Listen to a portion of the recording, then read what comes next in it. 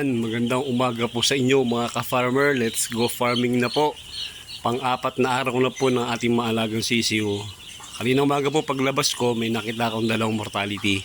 Di bali lahat-lahat sa loob ng apat na araw may tatlo po tayong mortality na. Tapos na po yung prevention ngayong araw, kaya bukas po ang bibigay ko sa kanila ay plain water na lang.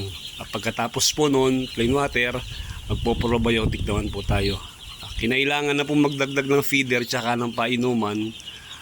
Ang tingin ko lang sa gantong cage type, yung paglalagay ng pakain at painom ang magiging problema. Pero ang nakita ko sa ibang mga cage type po, yung drinker nila, yung nakatubo na, naka-install na sa loob ng kulungan para hindi bulky yung ating gagawing painuman. Kaya less space. Yung ganun po, di pagkaaralan po natin paano gumawa nun.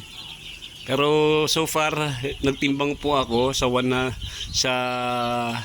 ika-apat na araw po nila ay nasa 105, 114 po yung range na kanilang timbang. Pasok naman po yon sa target na timbang nila araw-araw.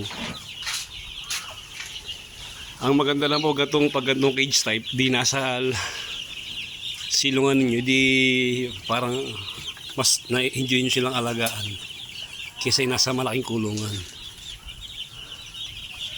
Ayan po, kasi sigla naman po sila. Inangat ko po yung tabing kasi medyo mainit naman. Ramdam nyo pati sa singaw ng kulungan nila kasi gawa ng bumbilya.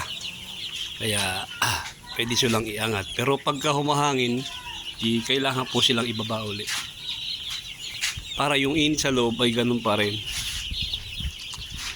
Ayan, di tayo nag-o-observe pa rin kung ano magiging resulta ng pag-aalaga natin sa ganitong klaseng kulungan. So far okay naman po.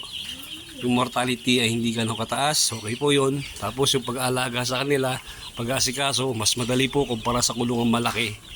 Dito palagi lang lang po yung kumbaga i-modify lang natin yung kulungan, yung paglalagay ng pagkain, pagbibigay ng painom para mas madali. Para maski yung mga bata lang, pwede silang magpakain, pwede silang magpainom. Nakakatawa lang, di maski nakaupo kayo dito, nalilibang kayo, tignan-tignan sila. Ay mga ilang araw pa po, kailangan na tayong maglagay sa panibagong kulungan para lumuwag-luwag sila. Kasi kailangan din po nila yun, yung medyo maluwag na lugar. Lalo po pag lumalaki sila. Kailangan po nila ng oxygen para mas mabilis po sila lumaki. At hindi rin pwede na nakakulong palagi yung kulungan kasi yung carbon dioxide na iipon po sa loob. May masamang epekto rin po sa alaga natin. Ayan, auto feeder po. Naglagay ang dalawang auto feeder para kung sakaling ma-short yung ating maliit na lagayan. Naglalagay din po ako sa gilid doon sa karton. Doon sila tumutuka. Ayan, paki-subscribe na po yung ating channel, paki-like na rin po yung ating video. Maraming salamat po sa inyo mga ka-farmer. Mabuhay po tayong lahat. Happy farming po.